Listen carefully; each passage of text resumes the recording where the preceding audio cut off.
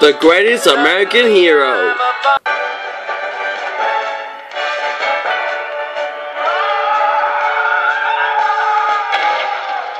The Strand commercial was made in 1959 using a young actor called Terence Brooke, and his character was actually modelled on Frank Sinatra in Pal Joey, a very popular movie at the time. And the idea was this lone individual moving through the mean streets of London, full of shadows and sort of sleazy bars where it was always 4 o'clock in the morning. Very much an American idiom. And this became an enormously popular commercial when people would wait for the next strand of the Strand commercial to come out. What am I doing hooked up with you?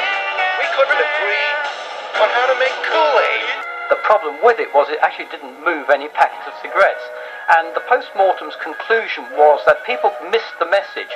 The message was, you're never alone with a Strand. They saw it as, you're always alone with a Strand.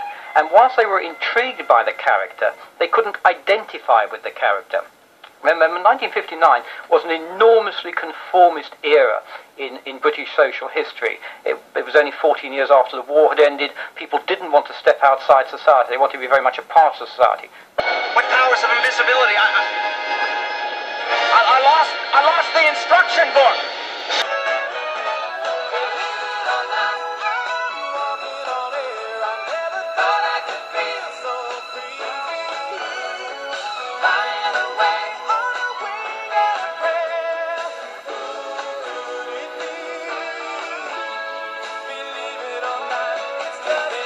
People didn't want to be thought of to be alone, I suppose. The concept just didn't happen. But it sold thousands of records. And this is before the days when commercials were transferred into the pop market. This was the very first one. And I went into the studio and did a 3-minute version of it. And it went into the hit parade, believe it or not. So, although it wasn't good for Strand, it was good for me.